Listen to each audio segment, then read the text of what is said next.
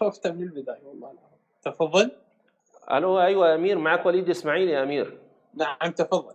معاك وليد اسماعيل، لو سمحت انا بس كنت عايز اعرف الموضوع، والناس بتسمعك عندي هنا، كنت عايز اعرف الموضوع اللي حضرتك طرحه ايه. وليد اسماعيل وليد اسماعيل المحاور، ايوه نعم. من مصر. وليد راح تلعب مثل المرة السابقة ولا شنو؟ حضرتك دلوقتي اطرح الموضوع عشان نتناقش فيه بكل انصاف وحياديه، ليك دقيقتين وليا دقيقتين ان شاء الله.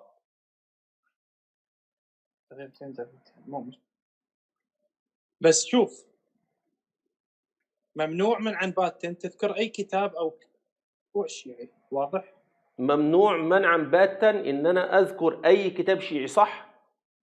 نعم صح. جميل قوي، يعني انت كلام علمائي ملزم ليك؟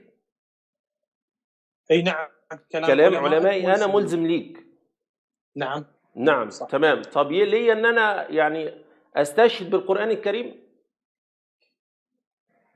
تكلم بما يحلو لك، انا سارد عليك بما موجود في كتبك. طيب جميل، مفيش مشكلة، يعني الامر واضح، ولكن انا برضو بسأل سؤال بديهي جدا عشان يبقى ليك دقيقتين وليا دقيقتين. الان انت مثلا تعترض على شيء، انت الان تعترض على شيء، وهذا الشيء موجود بكثرة في كتبك، ولم يعترض عليه عالم، لا هذا بحث متأخر ولا متقدم، لماذا لا أستدل به؟ هذا بحث آخر، هذا موضوع يخص كتبنا. لا مش بحث آخر، يعني أنا ألزمك الآن بما ألزمت به نفسك. لا ألزمك أنا، لا شوف، أنت تلزمني، بص يا أمير، أنت تلزمني بكتبي، نعم أنت تلزمني بكتبي وكلام علمائي، وأنا ألزمك بما ألزمت به نفسك أيضا. لا ما يصير، لا أنا ألتزم بما موجود عندك. ما فيش حاجة اسمها تكتفي بما هو موجود عندي، هذه اسمها حيدة.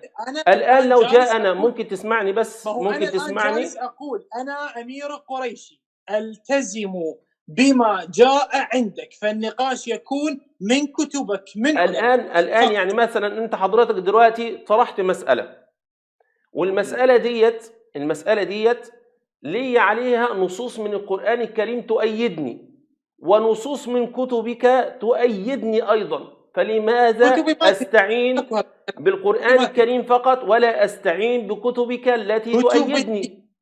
كتبي لا تذكر. لماذا كتبي لا تذكر؟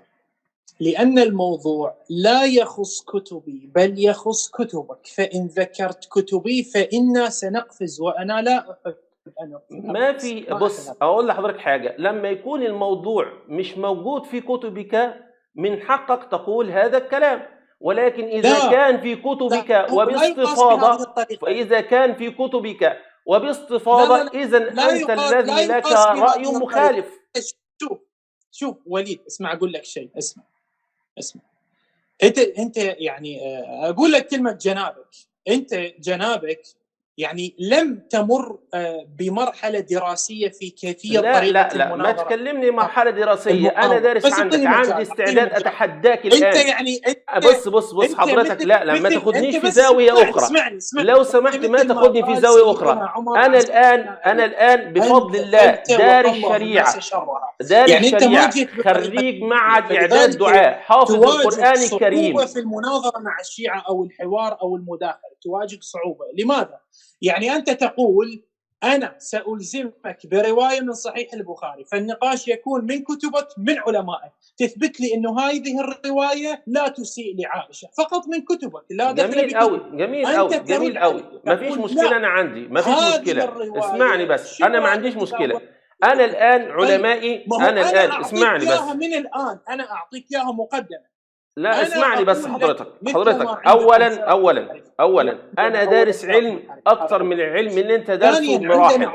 انا خريج، اسمعني بس، خريج معهد اعداد دعاء، حافظ القران الكريم. اسمعني بس لو سمحت، مش هيسمع. اللي انت تحبه وتركض وراه دائما، يوم اللي سوى تفسير للقران جاب برواياتكم وروايات الشيعة. لا لو سمحت، انا دلوقتي بكلمك، ما تكلمنيش عن غيري، ما تكلمنيش عن غيري، انا بكلمك الان معناه هو يعتقد بها. لا، هو ممكن هيك فقط ذكرها، مثل حضرتك انت لا انت ما تأول العلماء عندك عندما ياتي العالم. لو سمحت اسمعني. موحد السني صلى الله عليه وسلم طيب علي يقول لأمير قريشي قال في الحلقة كذا في الجزء كذا إن رجلا نزل بعائشة، ويعني إن أمير قريشي يعتقد بهذه الرواية ويبرئ ساحة أم المؤمنين عائشة ويقول إن الرجل لم يفعل شيء معها. طيب واحدة. الآن أنت تقول واحدة. خليني أنا أتكلم بقى. أنا سمعتك. خليني أنا أتكلم. إما ذكرها يستهزئ بها. خليني أنا أتكلم. لو جاء بص أمير علماءنا عندهم هذا النفس. أمير أنا دلوقتي أمير مش هيسمع صوتي. أنت قفلت علي يا أمير. موجودة في كتاب شيعي، مو معناها الشيعي يعتقد بها. قفلت علي يا أمير. قفلت علي ولا بتسمعني؟ إلزام علي. قفلت علي ولا بتسمعني؟ واضح ولا مو واضح هذا الكلام؟ قفلت علي ولا بتسمعني؟ حتى أنت فهمت أنا شنو قلت؟ قفلت علي ولا بتسمعني؟ أنا أسمع. طيب جميل قوي. بص يا أمير، حضرتك أنت بتقول أن هناك من العلماء من أتى بروايات لعائشة وليس على سبيل النقد، تمام؟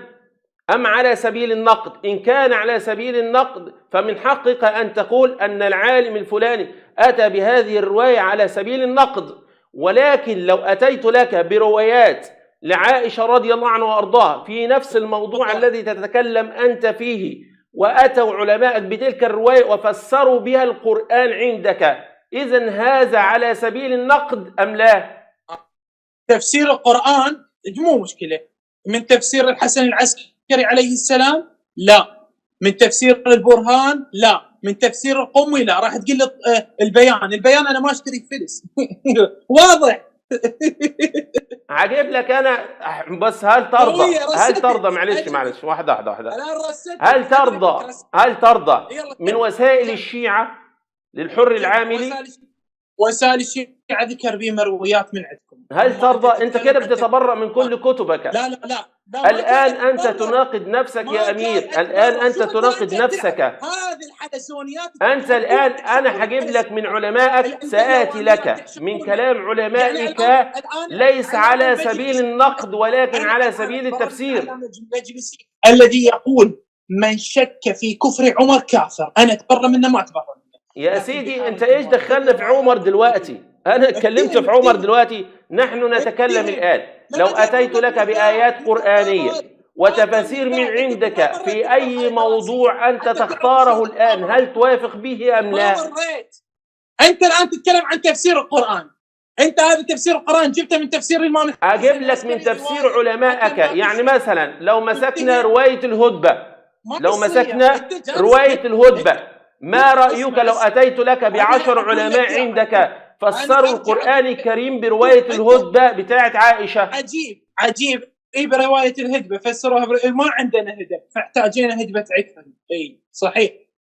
ايه رأيك انت الآن لو أتيت لك بتفاسير علمائك لهذه الرواية تقبل؟ نزلنا عنده هدبة فاحتاجينا هدبة عكرمة استعيرناها من أمكم. لا أنا مش عايز سريع، لأن أنا عندي استعداد أتريق أنا كمان. تعربون حتى خاف الهدبة تتعرض إلى حادث. أنت ليه خايف من كتبك؟ أنا نفسي أعرف أنت ليه بتخاف من كتبك؟ عمي عيب استحي. أنت ليه بتخاف من كتبك؟ لا علماء متقدمين ولا علماء متأخرين قالوا في عائشة شيء، لماذا أنت تخاف الآن؟ برواية هدبة عكرمة الآن هل تستطيع أن تفتح أي رواية معي الآن؟ ولكن على شرط تلتزم بكلام علمائك. هل تستطيع في تفسير الإمام الحسن العسكري؟ يعني إحنا نستعار هدبة عكرمة. هل تستطيع الآن صاحب مجمع البيان، هل تستطيع الآن أم لا تستطيع؟ قل لي نعم أستطيع أو لا أستطيع. يلا تفضل. انت ليك دقيقتين ولا ليا دقيقتين، واختار الموضوع اللي انت عايزه. دقيقتين على شنو دقيقتين وانت الان هذه القاعده مو راضي؟ اتفضل انت اختار دقيقتين وانا دقيقتين. انا هألزمك بكلام علمائك الذي ليس فيه نقد للروايات. دقيقتين. انت الان كذبت على الجمهور بتاعك. وقلت انهم اتوا الروايات على سبيل النقد. أنا لن آتي برواية على سبيل النقد من كلام علمائك. لا دقيقة، مو شرط على سبيل النقد، مرات هو يجي يذكرها، مرات هو أصلا منحرف. إذا الرواية بتعمل إيه عندكم؟ بتتفسح مثلا في الكتب؟ يعني هم حطوا الرواية عندك في الكتب بتتفسح مثلا؟ لا يا عيوني، لا يا قلبي انت، يا عيوني انت بتتفسح يعني في الكتب. اما ان ياتوا الروايه للاستشهاد، واما ان ياتوا بالروايه على سبيل النقد. قلت لك عندنا اولا فئات منحرفه، اول كلمه ذكرتها. هل صاحب وسائل الشيع منحرف؟ مثل ما انتم عندكم. هل صاحب وسائل الشيع منحرف؟ بالتشريع. هل مكارم الشيرازي عندك منحرف؟ شيعة منحرفين زنادقه، وانت تعرف كل زين. انا هجيب لك، بص استغفر الله العظيم، انا هجيب لك، بص يا امير، انا هجيب لك عالم، والعالم اللي ما عجبكش يقول لي اركنه. اللي عجبت عائشه فجاب الروايه حطها بكتابه. انا هجيب لك عالم من كتبك، والعالم اللي ما عجبكش اركنه. ايه رايك؟ واضح ولا مو واضح الكلام؟ انا كلمتك اهو، انا اهو معاك اهو، ماشي معاك. هجيب لك عالم، والعالم اللي ما يعجبكش اركنه، والروايه التي اتت على سبيل النقد اركنها. كتبي تكون مناظره ثانيه. طيب بص، اقول لك حاجه. هل تقبل المناظره في اي موضوع تختاره انت، والمناظره تكون من ساعتان؟ الساعه الاولى اسئله لك فقط وانا اجيب، والساعه الثانيه انا اسال وانت تجيب، وفي العنوان اللي تختاره وفي الوقت اللي تختاره. فرض انا اسوي ويا غيري، ما تسوي وياي، انا التزم علي صوتك شويه بس عشان اسمع. انت تريد تتكلم انت ساعه وانا اتكلم ساعه، تطرح 4000 اشكال وانا اطرح. لا مش 4000 اشكال، انت اللي هتختار الموضوع. بص انت اللي هتختار الموضوع. بص قوه اهل السنه والجماعه، انت اللي هتختار الموضوع، وانت اللي هتسال في الموضوع، وانا الساعه الثانيه هسالك في نفس الموضوع. هذا الموضوع موجود. روايه سالم سبلان. يلا تفضل. ايه روايه ايه؟ سالم سبلان. مالها روايه سالم؟ اتفضل. يلا تفضل اقراها للناس واشرح. اتفضل انت حضرتك اقراها وتفضل. يلا. نوع من عنبات تتدخل في الكتب الشيعيه. اتفضل حضرتك اقراها دلوقتي، وقول لي ايه الاشكاليه اللي عليها. لا انت تطلعها وتقراها. ماشي، روايه سالم سبلان اقراها لك انا، مفيش مشكله. اكتب سالم سبلان. لا عارفها يا حبيبي، مش لازم اكتب. طيب يلا هطلعها لك، مفيش مشكله. هذه ترى امام الناس.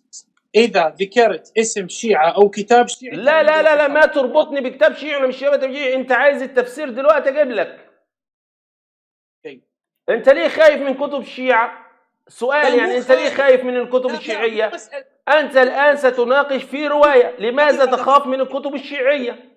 آخر إنسان على وجه الكرة الأرضية توجه له هذه الكلمة. سبحان الله. يعني أنت الآن أنت تقول الآن أن كتبي كلها محرفة. يا وليد لو سمحت، يا وليد يا إسماعيل، ما تتقرب من كتبي، وكأن كتبي نجسة.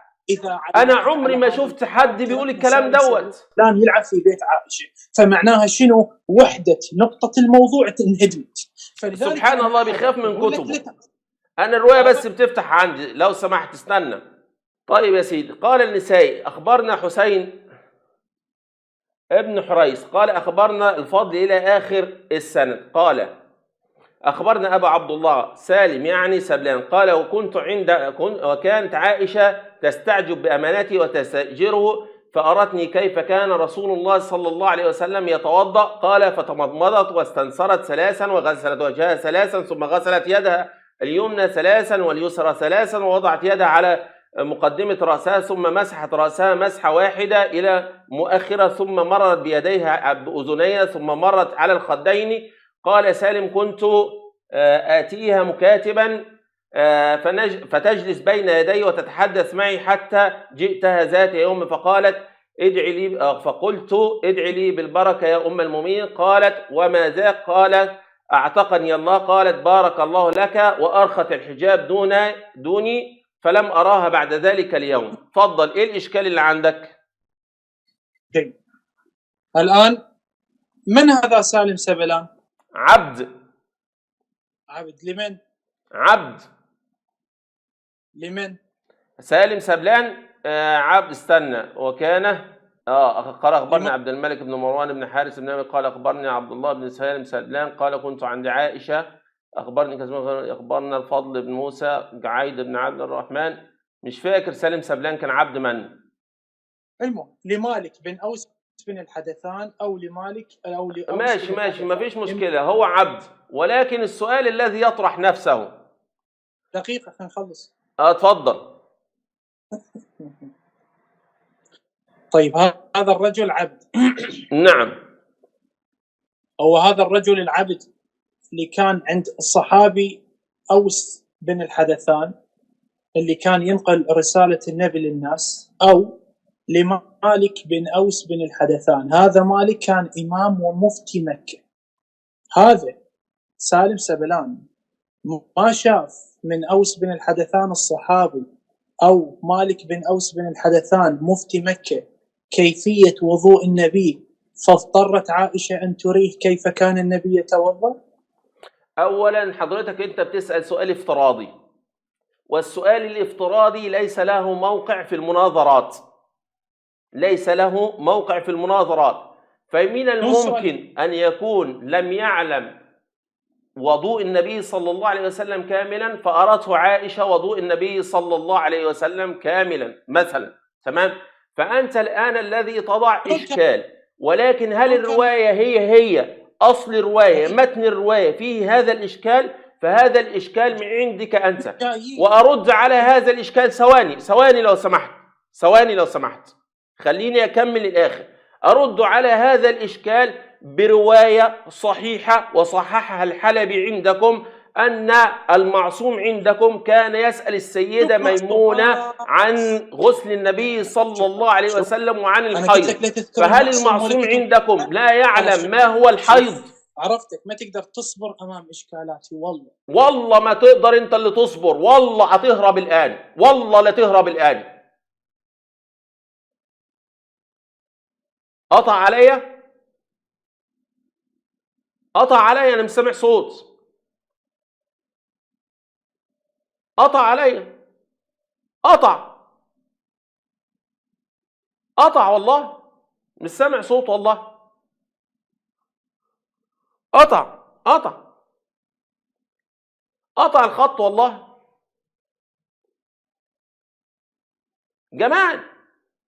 جبان يعني الآن هو وضع إشكال. فإذا كان الرجل لا يعي ولا يعلم ما هو الغسل، ما هو الوضوء، وعلمته أم المؤمنين عائشة، إذا المعصوم عنده لا يعلم ما هو الحيض، وهل المرأة تتزر في الحيض أم لا. جبان يا شيعة، جبان. هرب الرافضي، هرب.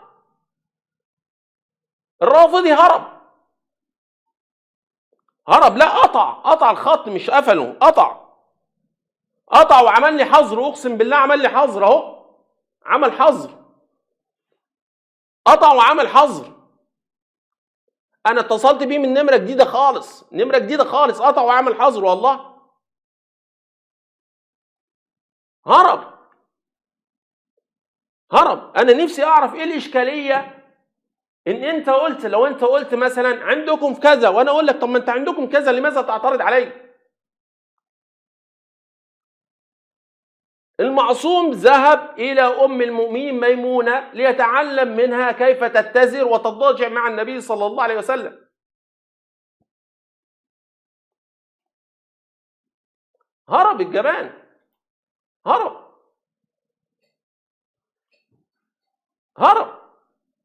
لان عارف ان دينه بيخذله. دول شويه عيال والله العظيم ما يستطيع المناظره، هرب، ما يستطيع. في مناظره في الدنيا يقول لك مالكش دعوه بكتبي، امال انت مناظر ازاي؟ لو انا اوردت لك حديث ضعيف تقول لي والله يا وليد انت حديث ده ضعيف، شوف غيره.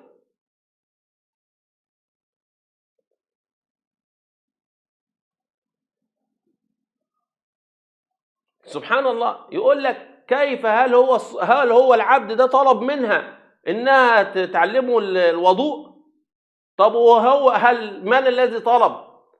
هل علي بن ابي طالب هل المعصوم عندك طلب من ام المؤمنين ميمونه ان تعلمه كيف كان النبي صلى الله عليه وسلم يامرها ان تتزر حتى يضاجعها؟ لذلك يا اخواننا بيفروا جبناء، كتبهم معره، كتب بتاعتهم معره. لما بقول له 10 علماء اخذوا حديث الهدبه وفسروا بيه القران عندك، يقول لك لا لا لا لا، ما تجيبليش تفاسير، ما تجيبليش تفاسير، ما تجيبليش تفاسير. يقول لك ان العلماء بتوعه حطوه على سبيل النقد. قلت له لو انا اتيت لك بحديث حطوه العلماء بتوعك على سبيل النقد لك الا تاخذ به. قال لك لا لا، اصل هو مش على سبيل النقد. هم حاطينه فين؟ بتفسح يعني واخدين سارقين احاديث من عائشه ويفسروا بيها القران عندك عشان يفسحوها. بتاخد زياره في كتبك احاديث ام المؤمنين عائشه، بتاخد زياره في الكتب بتاعتك؟ جبان قفل الصوت وخلع، جبان. يقول لك لا انا قلت لك لا ما تدخلش في كتبي، واوام اقفل على وليد اسماعيل، اوام اقفل على وليد اسماعيل. هم دول المناظرين بتوعكم؟ طب ما كل المناظرات اللي في الدنيا كلها، المناظرات اللي في الدنيا كلها اشكال من هنا واشكال من هنا. انت بتعترض عليا ليه؟ لما هو موجود في كتبك؟ اشكاليه من هنا واشكاليه من هنا. انت بتعترض عليه لما ما في احد من المتقدمين ولا المتاخرين عنده اعترضوا على الروايات.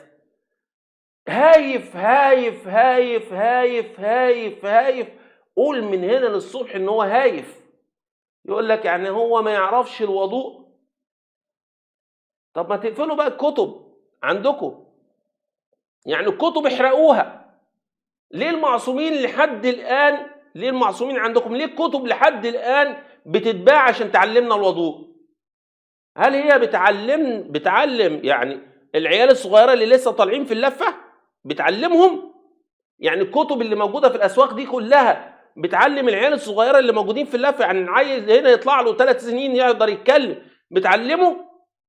يعني الكتب دي كلها متعلمها؟ يعني بتعلم العيال الصغيره؟ ولا الكتب دي محطوطه لعوام المسلمين وعلماء المسلمين واجتهادات وكلنا بنتعلم منها؟ الله المستعان. ده دين الشيعة. شيعة اهو، شيعة. احنا اللي بنتصل يا شيعة، احنا اللي بنتصل. عرضت عليه مناظرة من 2 ساعتين، يختار الموضوع اللي هو عايزه ويسأل الأسئلة اللي هو عايزها، وساعة ليه هو يسأل فقط وساعة ليه أنا أسأل فقط. يعني ساعة ليه هو يسأل فقط وأنا أجيب، وساعة ليه أنا أسأل فقط في الموضوع اللي هو اختاره في اليوم اللي اختاره وهرب.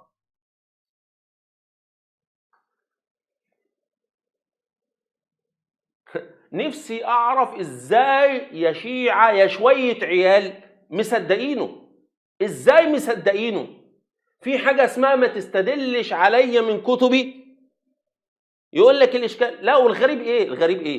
الغريب يقول لك إيه؟ لما بقول له أنا ألزمك، هل كلام علمائي ملزم ليك؟ يقول لي كلام علمائك ملزم ليا. طب ما فيش حد اعترض عليها هبل يا غبي، ما فيش حد اعترض عليها من كلام علمائي. طب هو لما سأل السؤال، هل مثلا فتح مثلا كتاب؟ لما سأل السؤال دوت، هل فتح كتاب وقال لي في أحد العلماء عندك يا وليد إسماعيل وضع هذا السؤال؟ إيه السؤال يا أمير؟ السؤال كيف لأم المؤمنين عائشة أنها تري الوضوء لرجل لم يسألها مثلا؟ هو جابه من علمائي؟ يعني هو جاب السؤال ده من علمائي، ولا سؤال افتراضي، ولا سؤال من دماغه؟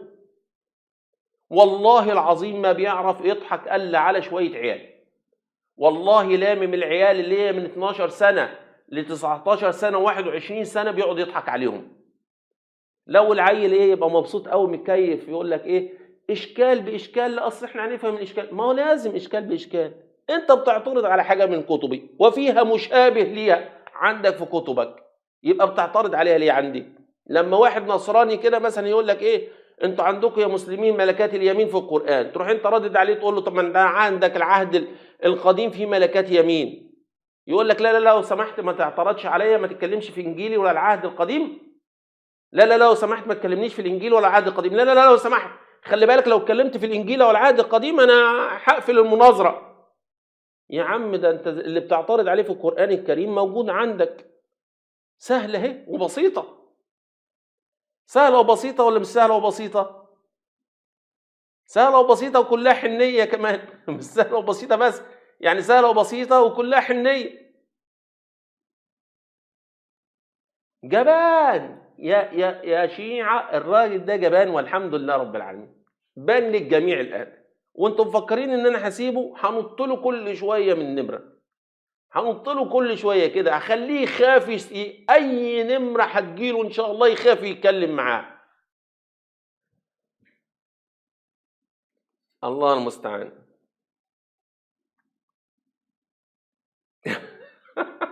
اوعى تيجي جنب كتبي، اوعى تيجي جنب كتبي. اتفضل. السلام عليكم. وعليك السلام، اتفضل. شيخنا شنو هذا الاسلوب التحكي ويا الشيخ امير القريشي؟ يعني عيب يعني تحكي وياه صراحه. الايه؟ الو، ويا الشيخ جاي نظرك، جاي يقول لك لا تدخل في كتب الشيعة فقط في كتب السنة. انت ليش تدخل؟ روح يلا روح يلا، انتوا اصلا ما بتفهموش. روح يلا، ما بتفهموش والله. اقسم بالله البقرة احسن منكم، والله البقرة احسن منكم، والله البقرة احسن منكم. اشكرك يا اخلاق، والله البقر احسن منكم، والله البقر بيفهم عنكم، اقسم بالله. ده الحمار لما بتوديه الغيط، الحمار لما بتوديه الغيط ويعرف المكان مرتين بتسيبه في الغيط بيرجع لوحده. في حاجه اسمها مالكش دعوه بكتبي، في حاجه اسمها مالكش دعوه بكتبي. ليه؟ كتبك معره، كتبك معره، كتبك معره، كتبك معره. انا بقول لك كتبك معره. انت لما تقول لي كتبي يا وليد يا اسماعيل معره اقول لك صح، يبقى نبعد عن كتبك معره. زين شيخنا اسمعني، زين انا عندي اشكال يا سيدي. كتبك معره، سؤال، كتبك معره. انت دلوقتي جاي تعترض، مثلا واحد دلوقتي نصراني جاي يعترض على شيء في القرآن الكريم، آية في القرآن الكريم، وعنده نفس الآية ديت في الإنجيل عنده. هل يحق لينا كمسلمين نقول له انت جاي تعترض على القرآن الكريم ليه في الآية ديت لما هي موجودة عندك في الإنجيل؟ يحق أو لا يحق؟ اتفضل. نوضح له شيخنا، نوضح له من كتب الحق. يحق ولا لا يحق؟ يحق ولا يحق؟ لو نصراني دلوقتي جالك واعترض على آية قرآنية، والآية القرآنية دي فيه شبيه لها في الإنجيل، يحق لك أن تقول له ما أنت عندك في الإنجيل نفس الآية ولا لا؟ شيخنا هذا سؤالك يدوخ كلش يعني. يحق أو لا يحق؟ شو قال لك؟ أنا ما ممكن سؤال. يحق أو لا يحق؟ بس ما عندي إشكال، أوقف بس عندي إشكال بالرواية عادي. الشيع، شكرا ليك يا ماما، شكرا ليك عشان نريح دماغنا.